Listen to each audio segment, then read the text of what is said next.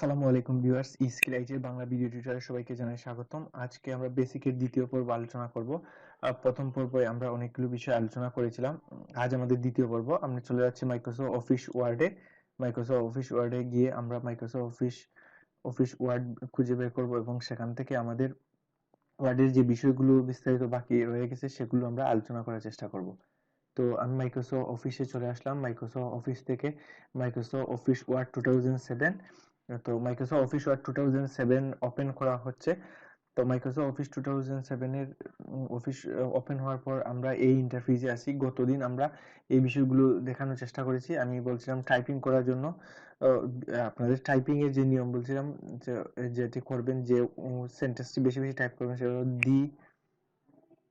The quick brown fox jumps over a lazy dog. তো এই সেন্টেন্সটি বারবার ট্রাই করলে আপনার অনেকগুলো ম্যাক্সিমাম ওয়ার্ড অর্থাৎ 26টি ওয়ার্ডই চলে আসবে এখানে। তারপর আমি একটু ফন্ট সাইজ বৃদ্ধি করে নিচ্ছি। তো এটি আমি কপি পেস্ট করব। কপি পেস্ট করার নিয়ম হলো পুরোটি ব্লক করে কন্ট্রোল সি, তারপর V paste, control V, control V, control V, control V, এভাবে করে পেস্ট করে দিলাম। তো এখান থেকে এই হলো ডিজাইন। এগুলো অলরেডি রেডি করা ডিজাইন। আপনি এখান থেকে চাইলেই একটি ডিজাইন দিয়ে দিতে পারবেন। এই যে এটা ব্লক করে এখান থেকে যে ডিজাইনটি ভালো লাগে সেটা দিতে পারবেন। তো এখানে অলরেডি রেডি করাই ডিজাইন আছে, আপনি চাইলে এখান থেকে যে ডিজাইন দিয়ে দিতে পারবেন। তো আশা করছি এইটি আমরা গতদিন এর আগের এই বিষয়গুলো যেমন তো আজকে আমরা দেখাবো এই যে ফাইন্ড, রিপ্লেস, সিলেক্ট, এই বিষয়গুলো দেখানোর চেষ্টা করব। তো আমাদের ফাইন্ড হলো খুঁজে বের করা। তো এখান থেকে আমি কোনো একটি ওয়ার্ড খুঁজে বের করতে চাই। তো এখান থেকে কোনো ওয়ার্ড খুঁজে বের করতে হলে আমাকে ফাইন্ডে যেতে হবে। ফাইন্ডের শর্টকাট কন্ট্রোল এফ দিলে আমরা ফাইন্ড খুঁজে বের করব খুব ইজিলি। যেমন আমি কন্ট্রোল এফ দিলাম, তো কন্ট্রোল এফ দেওয়ার ফলে এই যে এরকম চলে আসবে। এটি হলো ফাইন্ডের একটি আমাদের পপ আপ বক্স চলে আসছে। তো আমি এটি ক্লোজ করে দিলাম, আবার এখানে ক্লিক করলাম। তো আমি একটি ওয়ার্ড খুঁজতে চাই, যেমন এখানে আমাদের লেজি অথবা ডগ, এই ওয়ার্ডটি আমি খুঁজতে চাই, DOG ডগ। তারপর আমি এই যে আমাদের কার্সর যেখানে আছে, তারপর ফাইন্ড নেক্সট, এই যে এখানে ডগ দেখাচ্ছে, ফাইন্ড নেক্সট। আমি যদি পুরাটার মধ্যে দেখাতে চাই তো মেইন ডকুমেন্ট, এই যে পুরোটি দেখা যাচ্ছে যত জায়গায় ডগ আছে। তো এভাবে করে আপনি আপনার যে কোনো ওয়ার্ড খুঁজে বের করতে পারবেন ফাইন্ড থেকে।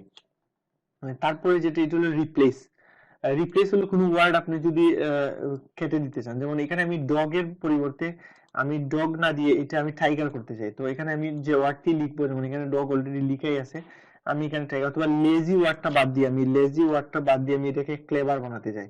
তো সবগুলো ওয়ার্ড যদি আমি ক্লেভার বানাতে চাই, তো রিপ্লেস দিলে তো রিপ্লেস হবে, রিপ্লেস অল দিলে সবগুলো রিপ্লেস হয়ে যাবে।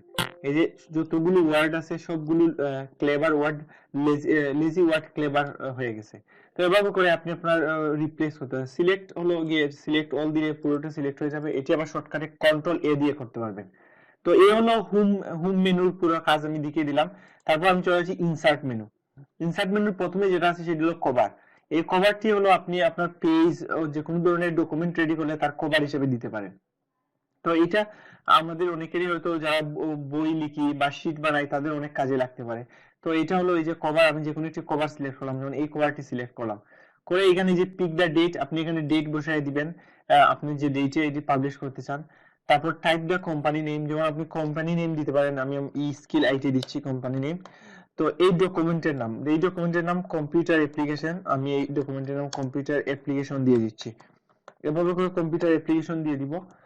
তারপর এখানে টাইপ ডকুমেন্ট সাবটাইটেল, যদি সাবটাইটেল থাকে আমি ডেভেলপ ইউর স্কিল এইটি দিয়ে দিচ্ছি। উইন্ডোজ ইউজার বা অন্য কিছু থাকলে ইউজার আপনি সেটা দিয়ে দিবেন। তো এভাবে করে আপনি যে কোনো ধরনের কভার, এই যে ইনসার্ট মেনু থেকে কভার দিতে পারেন। তো এভাবে করে তারপর এই যে ব্ল্যাঙ্ক পেজ হলো আপনি যদি খালি পেজ নিতে চান, এই যে ব্ল্যাঙ্ক পেজ, এখান থেকে ব্ল্যাঙ্ক পেজ নিতে পারবেন। এই যে আমাদের নতুন একটি পেজ আছে। পেজ ব্রেক, ও আপনি যদি যে কোনো একটু লেখা অবস্থায় ব্রেক নিতে চান সেটাও আপনি নিতে পারবেন। তো এগুলো আপনি অল্প করে প্র্যাকটিস করে নেবেন। আমরা যে বিষয়টি এখন চলে যাব সেটা হলো আমাদের এর ওয়ার্ডের মধ্যে টেবিলটি খুব ইম্পর্টেন্ট। আমরা টেবিল দিয়ে অনেক কাজ করতে পারি। টেবিল দিয়ে আমরা রুটিন বানাতে পারি, টেবিল দিয়ে আমাদের রেজাল্ট শিট বানাতে পারি। তো এভাবে করে আপনি বিভিন্ন কাজে এই টেবিল ইউজ করতে পারবেন। তো আমরা টেবিলে চলে যাচ্ছি, এই যে টেবিল।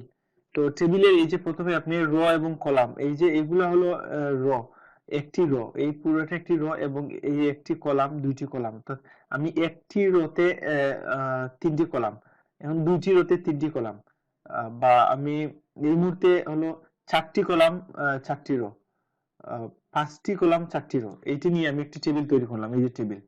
তো এখান থেকে আপনি ইচ্ছে মতো এর মধ্যে ডিজাইন নামে আরেকটি ট্যাব চলে আসবে। এই দেখুন এই মুহূর্তে ডিজাইন, আমি যদি অন্য জায়গায় ক্লিক করি ডিজাইন নামে কোনো মেনু এখানে পাওয়া যাচ্ছে না, বাট এটা টেবিলে সিলেক্ট করলে এই ডিজাইন চলে আসছে। এখান থেকে আপনি ইচ্ছে মতো যে কোন ধরনের ডিজাইন নিতে পারবেন। এই যে আমি একটু দেখাচ্ছি, এই যে ইচ্ছে মতো আপনি নিতে পারবেন, যখন যেটা প্রয়োজন সেটা আপনি নিতে পারবেন। তো এখানে আপনি লিখতে পারবেন সিরিয়াল, এখানে লিখতে পারবেন আপনি নেম, তারপর আপনি এখানে দিতে পারেন সাবজেক্ট, এখানে দিতে পারেন আপনি দিতে পারেন কোড, কোন ধরনের কোড থাকলে এখানে দিতে পারেন মোবাইল। তো এভাবে করে আপনি ডাটা ইনফরমেশন দিতে পারবেন। তো এইটি আবার এটা যদি আপনার আরো র কলাম বৃদ্ধি করতে হয়, তাহলে এই যে রাইট বাটনে ক্লিক করে ইনসার্টে চলে যাবেন। ইনসার্ট থেকে আপনি র কলাম কি বৃদ্ধি করতে চান সেটা আপনার উপর ডিপেন্ড করে। আপনি যদি বৃদ্ধি করতে চান সেটা দিবেন। তো সেটা দেওয়ার জন্য এই যে আমাদের ইনসার্ট থেকে আমরা চলে যাচ্ছি ইনসার্ট কলাম, যদি লেফটে বের হতে চাই লেফটে, আমি যদি ইনসার্ট রো নিচের দিকে বিলো আমি দিচ্ছি রো, এই যে আরেকটি রো চলে আসছে। তো এভাবে করে আপনি বাড়াতে পারেন। আবার যদি চান আপনি সবগুলোকে মার্জ করে দিবেন, এই যে সবগুলোকে একটি বানিয়ে দিবেন, তখন এভাবে সবটি সিলেক্ট করে রাইট বাটনে ক্লিক করে তারপর যে মার্জ সেল, এই যে সবগুলো সেল একটি হয়ে গেছে।